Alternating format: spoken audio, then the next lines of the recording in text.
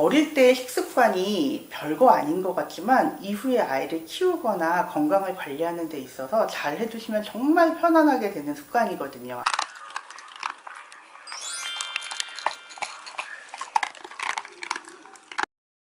안녕하세요. 서초 M동물의료센터 이나영 원장입니다. 오늘은 어린 강아지 혹은 어린 고양이 시절에 어떻게 사료 습관을 잡을 수 있을 것인가 하는 것에 대한 얘기를 해보려고 해요. 일반적으로 강아지들은 조금 과식하는 경향이 있는 게 가장 큰 고민거리 중에 하나이고요. 고양이들은 사료를 골라 먹는다라고 하는 게 가장 큰 고민거리 중에 하나거든요. 그런데 생각보다 강아지들 중에 우리 애는 너무 밥을 안 먹어요. 간식으로 연명해요. 이런 경우를 제가 종종 많이 봐요. 일단 먼저 강아지 습관을 어떻게 잡을 것인가부터 말씀을 드려볼게요. 일단 어린 강아지들은 엄마 젖을 떼고 사료를 먹기 시작하면 대개의 경우는 사료를 잘 먹어요. 만약에 이때부터 사료를 잘 못 먹는 애기라면 얘는 영양상으로 조금 문제가 있거나 몸에 아픈 데가 있을 수 있기 때문에 진료를 받아보시거나 주의 깊게 살펴보실 필요가 있어요. 그렇지 않고 일반적으로 정상적으로 건강한 강아지들은 대부분은 2-3개월에는 정말 주면 다 감사합니다 하고 먹게 되어 있어요. 그런데 왜 입맛이 어긋나기 시작하느냐 하면 보호자님들께서 너무 귀여운 우리 아기한테 자꾸 이런저런 간식을 주기 시작하시기 때문이거든요. 강아지들이 어릴 때는 아직 입맛이 까다롭지 않기 때문에 일반적인 사료만 가지고도 충분히 입맛을 채울 수가 있어요. 그런데 보통 5개월에서 6개월 정도 도달하면 1차적으로 굉장히 급한 성장기를 지나가게 되거든요. 그러면 사료 먹는 양이 약간 줄어요. 그럼 이때 보호자님들이 걱정을 하시게 되죠. 우리 애가 예전처럼 안 먹어 라고 하면 이제 그때부터 슬슬 뭔가 맛있는 걸 좀 섞어서 먹여볼까 하는 궁리를 하게 되세요. 근데 이때는 먹는 양이 살짝 줄어드는 게 정상이기 때문에 이때 간식을 급여하실 필요는 없어요. 아기는 아직 성장하는 중이기 때문에 간식을 먹게 되면 그만큼 사료 섭취율이 떨어지게 되거든요. 사료 섭취량이 떨어지게 되면 당연한 얘기지만 성장률에도 영향을 미치게 되겠죠. 그래서 저는 개인적으로는 강아지들 같은 경우에는 적어도 1살에 도달하기 전까지는 아무런 간식도 먹이지 마시라고 말씀드리는 편이에요. 나는 좀 습식 캔이랑 같이 사용하겠어 라고 하시는 경우에는 캔 사료를 급여하셔도 되는데 그거 말고 육포라던가 껌이라던가 혹은 작은 트릿 같은 것들 이런 것들은 강아지가 적어도 10개월에서 12개월령을 넘기 전까지는 너무 많은 양 급여하지 않으시는 게 좋고요. 또 우리 집에서 음식 먹고 있을 때 사료 먹는 음식 주면 안 된다는 거는 요즘에 다들 많이 실천하시는데 너무 또 애기가 와서 애처롭게 쳐다보니까 꼭 과일 같은 걸 조금씩 주세요. 사과는 괜찮을 거야, 귤은 괜찮을 거야 이러면서 주시거든요. 그런데 사과나 귤이 굉장히 몸에 나쁜 과일은 아니에요. 단 너무 새콤하고 산이 많기 때문에 그렇게 자극적인 걸 한번 맛보고 나면 일반적인 사료 자체에서 재미를 느낄 수가 없게 돼요. 사료는 어느 정도 냄새로 먹는 건데 이미 거기서 식감이나 맛 같은 걸 너무 강렬하게 느끼고 나면 사료가 너무 심심하게 느껴지는 거죠.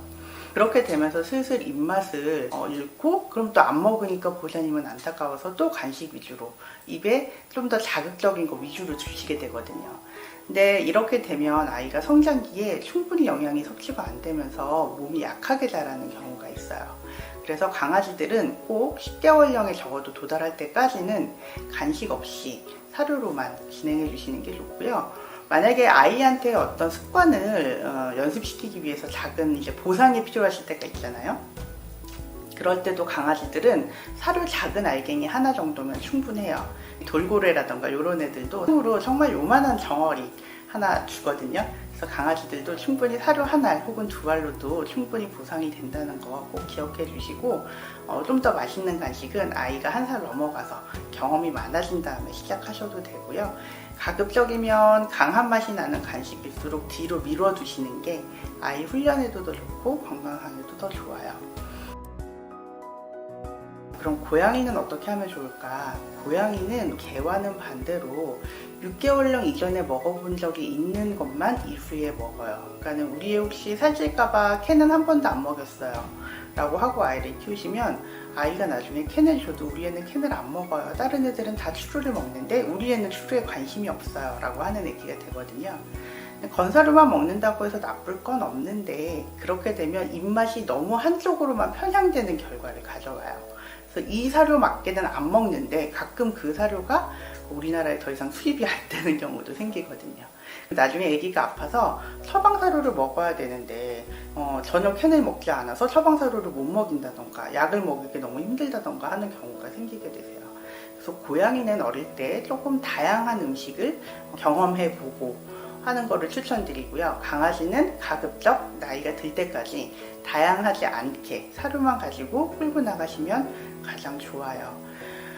고양이들 같은 경우에는 자율급식을 많이 하시는데 자율급식보다는 고양이가 배고파 할 때마다 하루에 4번에서 5번 횟수를 나눠서 그때그때 사료를 급여하시는 게 강아지한테나 고양이한테나 둘 다 좋아요. 사료는 오래 놔두면 냄새가 날아가 버리는데 그렇게 되면 얘네들한테는 식은 밥처럼 맛없게 느껴지거든요. 그래서 사료는 가급적이면 보호자님들이 여러 번에 나누어서 소량씩 급여하시고 그렇게 급여를 해주셔야 아이들이 내가 배고플 적에 우리 엄마가 나한테 밥을 주는 사람이구나 라고 하는 신뢰관계가 형성되기 좋으세요. 그래서 아이들의 식습관을 잡을 때는 반드시 하루에 4번에서 5번 정도 나누어서 급여를 해주시는 게 좋고 고양이는 다양하게, 강아지는 가급적 단순하게 라고 하는 규칙을 꼭 기억해 주세요. 고양이는 그래도 3개월령은 지난 다음에 다양하게 먹는 게 좋겠죠. 그러니까 제가 다양하게라고 하는 건 사료를 막 계속 바꾸시라는 말씀은 아니고 그냥 사료를 동그란 사료도 먹어보고 세모난 사료도 먹어보고 네모난 사료도 먹어보고 스틱형 간식도 조금 먹어보고 캔도 좀 먹어보고 이렇게 다양한 어떤 맛과 식감을 시도해 보시는 거를 말씀드리는 거예요. 어릴 때 식습관이 별거 아닌 것 같지만 이후에 아이를 키우거나 건강을 관리하는 데 있어서 잘 해주시면 정말 편안하게 되는 습관이거든요. 아이의 건강을 위해서나 보호자님들의 편의를 위해서나 어릴 때 습관 몇 달 동안만 잘 잡아두시면 평생 편하게 가실 수 있다는 거 꼭 기억해 두시고요.